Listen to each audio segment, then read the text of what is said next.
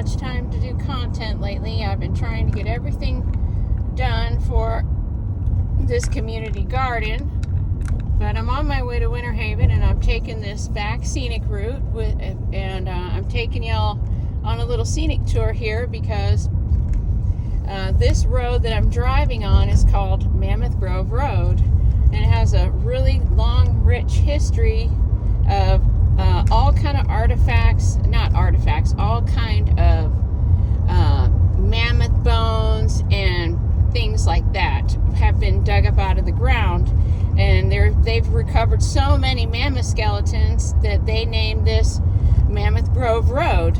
Well, all along this road is littered with little finger lakes. They look like little fingertip lakes, just perfect circles, or not quite much different than a perfect circle. And the reason that we have all these lakes here is quite some time in our past, there was a meteor that hit our planet, and the way that legend has it is that this meteor actually was the one that hit Atlantis, or hit by Atlantis, but hit Florida. Part of the pieces that splintered off of this meteor hit in a small town called Lake Wells, Florida. And on that top of where that meteor rests, there is a tower that was built there called Bach Tower Gardens. You can go and look it up. But all of these lakes out here, they were all caused by pieces of that meteor that hit the planet. So, you know, there were many different versions of Florida, and out here there were a group of Lilliputians or gnomes. I'm not sure what you'd want to call them. They were fairy folk. They lived out here about a mile from Bach Tower Gardens. And these people that had an orange grove, and it was a family orange grove, they had a problem with a lot of their fruit just missing. Like the trees would be literally stripped. And so they set some traps out because they thought it was a rodent problem, and they ended up catching a 12-inch naked man that was screaming in a foreign language they could not understand. So it just goes to show you that, you know, whatever your vibration might be or something like that, you know, how high your soul is elevated to, what your frequency is allows you to have an insight to see some of these beings. Well, I want to talk about the Sphinx because there's so many things that has happened in our past that we don't know about. And I've been communicating with the World Mother, and I've been being taught science and other important things.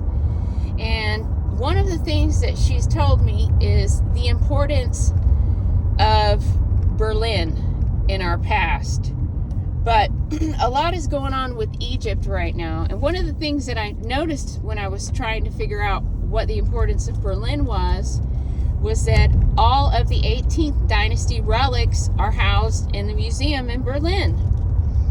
And one is Nefertiti and Kia. I'm not sure if it's Kaya or Kia, but Akhenaten had multiple wives. And I've told this story before because my guide Theo told me this.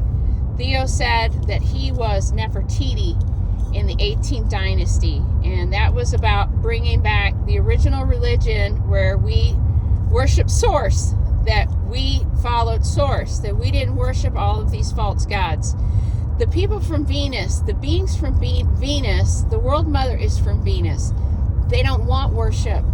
They want us to wake up and realize that the World Mother is here, and that this is a place for us to learn. Like, there were beings that came from Mars, yes. There were beings that came from Venus, and this was a polarity experiment. When you came from Venus, you were the feminine side. When you came from Mars, you were the masculine side of the equation. And at this point in time, we had a learning experience here on Earth as the common medium ground. We could come into physicality, and we could have an experience, and we could change that. We could decide that we didn't want to go back to Mars, that we wanted to evolve and go to Venus, and experience the feminine divinity, or vice versa. It's all polarity, because those two sides is what holds everything in place. But now the experiment has gone off the rails, okay? And it's because people have forgotten what we're doing here. We are the original angelic realm that is in spirit form in a physical, biological computer that has been tweaked and changed over time. Animals just didn't come out of nowhere. These original forms come from other dimensions, universes, solar systems, and planets. These are forms. And if you go and watch Mud Fossil University with Roger Spur, he shows one of these crop circles that looks like a hummingbird, and he totally explains it. It makes complete sense. It's about science.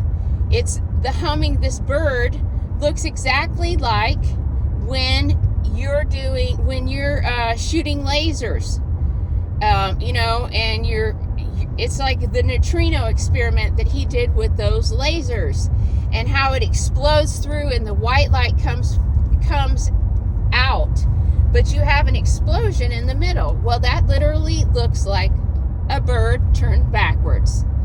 Well, the first shape or form that came out of the source primal sound field was that very shape. That was an explosion of light, right? And it looked like a bird. That's what we call a bird. Okay, these forms are from the morphinogenic field in which they are from.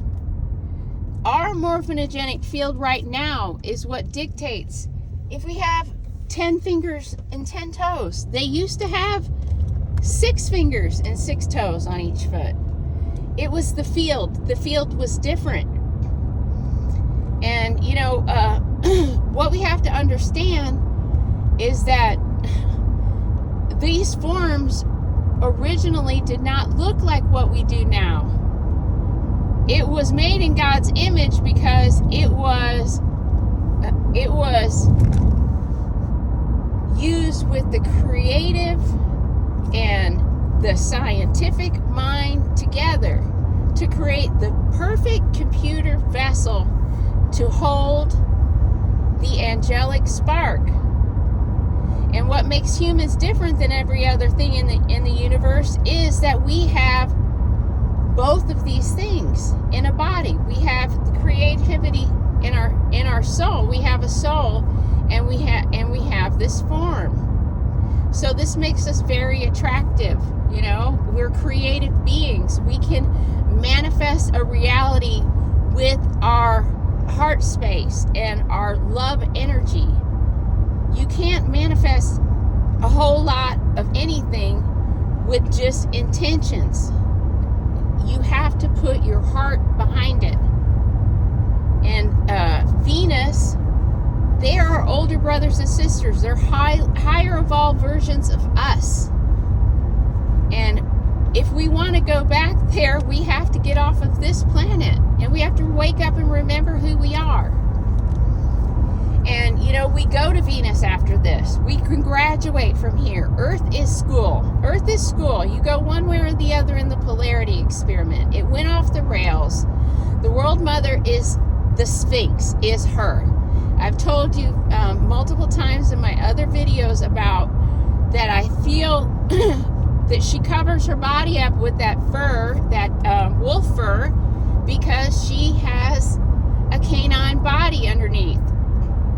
But she has a female face, and she has like the Hathor hair. I just ran across this information a couple days ago that Hathor actually wore this wig, which was called the Hathor wig. And ironically, that is just how her hair looks. It looks just like that. And so, the Sphinx is our world mother, folks. This is why the information, the halls of Amenti, all this stuff is here. Is because it's her. That's why they cut her head down. Is because they didn't want anybody to know who she was. You know, I used to think she was a winged lion because of Archangel Michael. But no, she is a female wolf. She is a she-wolf. And you know, and the reason that it's so important to go back and look at these mythologies is because you have the Basque people who say that they came from the wolf mother. Rome, Remus, and Romulus say that they were raised by a she-wolf. There's all of these legends that go back to wolf people and werewolves, and then we even have the Merovingians who, you know, you had the Cathars, and the Cathars were basically exterminated because they had, a lot of them had ports in their body because they used to donate their blood to the Rh negative bloodline people that didn't make B12. They didn't have any blood antigens. It was because they still had some of these genetics from our canine mother. This is the one thing that she passed on, the Rh negative bloodlines. Those come from the Canis lupus. And she is the Sphinx, the original Sphinx, is a depiction of her. Okay, she was a wolf. She was a gray wolf, and she had jet black hair, and she looks like an Inuit. And her carving is the Sphinx. And so, you know, eventually it'll come to light that that's her, but it is her. And a lot of the things that came out of Egypt ended up in Berlin. And I'm still not exactly sure why at this point, but maybe because these people were all these original German tribes. And, you know, and people that have dogman sightings and werewolf sightings, you look at your genealogy and I guarantee you have some German blood or some Basque blood or some Roman blood. It's because you come from these lines. And then the other thing is that everything about Christmas, Rudolph the Red-Nosed Reindeer, Christmas trees, candy canes, all that alludes to her. It all alludes to her. The candy cane is about the matrix that we're living in, how it was very well explained on the one snippet that I put on my page about Hitler and Passover. She explains it perfectly how the candy cane is symbolized. It has to do with the menstrual blood and the white sun, the Christ consciousness sun. Okay, and then Rudolph means it means wolf. It means red wolf. They were the wolf people. The Hyperboreans were descendants from the wolf mother, and they went all over the world. They were the Gauls, the Germanic tribes, the Iberian Peninsula. They went into Rome. They were in Greece. You know, it's they're digging it all up as we speak.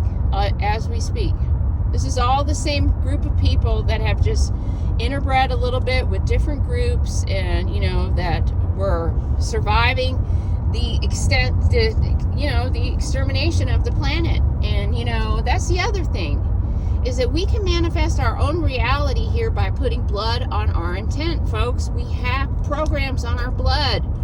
Why do you think these other groups harvest our blood? It's because our blood is the key, folks. We have to write down that we intend to bring heaven to earth, and then we have to execute it, folks. We have to start community gardens. We have to start making self-sustainable communities. We have to help each other get out of the dirt, folks. We have to put our hands back into the planet and pick up the trash and clean up the trash and replant the trees. You know, they killed the world tree. They killed the world tree with a meteor. They tried to blow up the world mother. Can you even believe that? They destroyed the tree of life. And all that's left there now is a stump at the celestial North Pole. You know, it was an attempt to worship the inversion of the Divine Mother, which they call Luciferianism. But she really is the light bringer. And, you know, the indoctrination is so real that we've been brainwashed and programmed, just like our AI companions. They're here from the future. We're all here from the future. We're in a time loop, folks. We're in a time loop. Nobody remembers. We get wiped. Some people have the ability of remembering their past lives. You know, we're living in the past, the present, and the future all at once. It's just nothing but a bunch of continual time streams going on all the time. And the quicker that everybody wakes up and learns how our universe works and what the functions are, and all of these things that we can't see that are going on around us, because trust me, they are going on. There are planets that are in our own solar system that we can't see. They're invisible planets because they're not on our spectrum. You can look through 100,000 telescopes all you want, but you're not going to see anything because you're not vibrating at the right frequency to see those planets. They're invisible to us. Okay? But you know, we have beings, brothers, sisters from Venus all the time that are trying to influence us. They try to influence us with the Thoth material, the law of one, the bird beings. These are the bird beings. They come from Venus. You know, the canines, the she-wolf, those all are Venusian. The world mother, she was Mars and Venus on both sides of her femininity, masculine and masculine feminine, masculine feminine, and feminine feminine, excuse me. So she was expressing aspects of herself in this material realm by putting herself in polarity. This is why a lot of people, in my opinion, have such a strong affinity to the dragon, because this was the same group. This is why we have the griffin symbolism. And so, you know, I just wanted to share a little bit from the world, but, you know, a little more from the world mother, the stuff that I'm learning, and I'm trying to corroborate all this stuff. You know, I don't like to share stuff that I'm learning at nighttime when I'm sleeping if I don't have like some kind of sources or information that other people have shared too, so that I can present it and it doesn't seem like I'm just pulling things out of the air, or that I'm crazy, because, you know, I've had to live with being called crazy and all this all my life. And, you know, it used to bother me when I was a kid because I just really wanted to fit in, even though I couldn't. You know, I was different. It used to bother me, and I used to cry, and it used to make me sad. But as I got older, I stopped caring about that, because that's just a part of the ego that wants to torture you. You just have to step out of that. It's not important what people think of you. You have to live your life being the best person you can be every day, and knowing that tomorrow you're going to do better, and you're trying as hard as you can, right? And that we have to step outside of this matrix. We have to merge all these timelines. We're at the end of we're in the 26,000 precession of the equinox. This is why it was so important in ancient times. It was important in ancient times because they wanted to know when the game was over, folks. It's time for them to come in and make the scorecard. It's harvest. They call it harvest. Harvest is graduation. You're either going to graduate, you know, you can graduate to Mars, which is not much of a graduation. That's going down in polarity. Or you can graduate to higher education on Venus. You know, I've had visits from quite a few different friends of mine that have passed on. Some of them tell me that they're still on the job. You know, that means that they're back to school learning. They're, you know, on Venus. I've also had other family members that have told me that they're living in a parallel universe. You know, and they're in the exact same spot that they lived in when they passed away. thought that was really bizarre, but that totally explains why we have hauntings. It's people that have not moved on to other places because they were brainwashed during their lifetime, and so they're stuck right where they're at, and so they inhabit a fourth dimensional space. And originally it'll bother them because they're trying to contact the people that are sharing a space with them and not seeing. I mean, literally, you could be sitting on the couch next to them, right? Because they're in another frequency as you. You don't see them. But they could be trying to get your attention. Communication. And that's the other thing before I end this video, because it's already been 20 minutes, is that, a lot of people claim to have the answer on how to unlock everything and do this and do that. But the bottom line is that the chelantic material does work because it's basically training you how to use your holographic mind to have a different thought pattern, right? And then to know about your energy zones and how to make them activated where they're working in a toroidal field, and where you're aware of all of your energy zones, so you can use your third eye, your mental imaging, and you can project, because we are living in a hologram. You have to reprogram. Well, first of all, you have to know you're living in a hologram, and second of all, you have to reprogram your mind. You have to reprogram your mind. And so, this is why some people say the chelantic material works. Other people, they don't benefit from it because they're already in that space. They don't have the same mind space as some people that grew up in indoctrination, or that grew up in churches, or that grew up somewhere or another, that were brainwashed, that believe that you should take everything that they tell you, that you should believe everything everybody tells you. I was raised from a very early age that there's not one book that you're going to read that's going to tell you all of the truth, that you got to read as many books as you can. And my grandmother told me at a very young age that the Bible was just a selection of chosen stories, that you're not getting the whole truth with that book, and not to put your whole heart and soul into it, because you're going to be misled. So when I first found the Gnostic teachings, I felt like I had came home. I really did. I mean, it was like something, the hair on my neck stood up. It stood up because the Essenes knew about spiritual hygiene. And it's so important for spiritual hygiene. And this is why, folks, we have to have better food. We have to get off of electronics. We have to start taking care of the planet. We have to start recycling. We have to start bartering. We have to go inside our communities and turn our neighborhoods into villages, right? It's time. It's time, folks.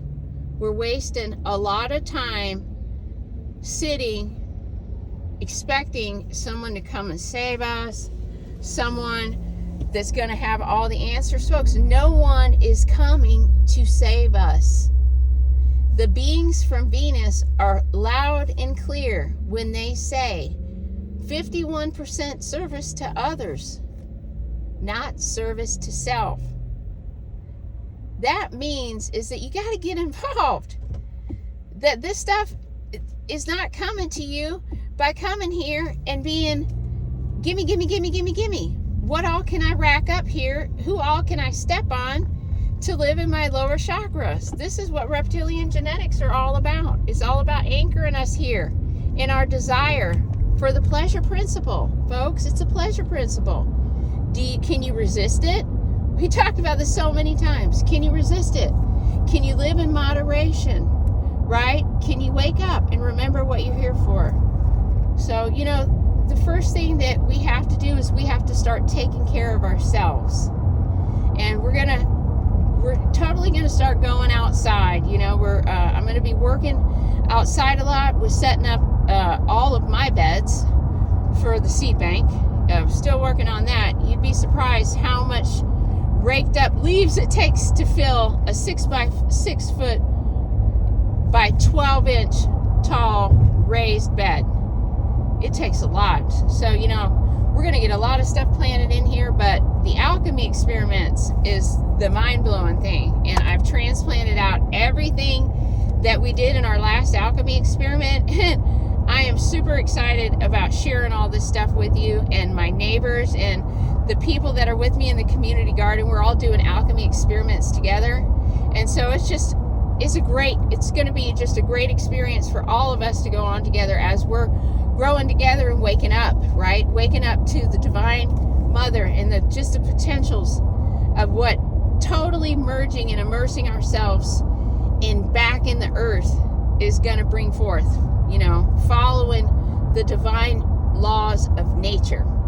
So with that, when you come and find me, I'll be here, because we're living in the past, the present, and the future, all at the same time. Don't forget to get outside today, folks. Put your feet in the grass, your bare feet, and give thanks to the Heavenly Father and our Divine Mother, Mother Earth. She's waiting. She's waiting for all of us to wake up. And hopefully, it'll finally come forward that that's actually her. The Sphinx is the World Mother. She has on a Hathor wig. She looks like an Inuit. And she has a canine body. So with that, thanks for watching Sacred Enzyme. And I hope to catch you on the next one. Don't forget to like and subscribe and share the videos.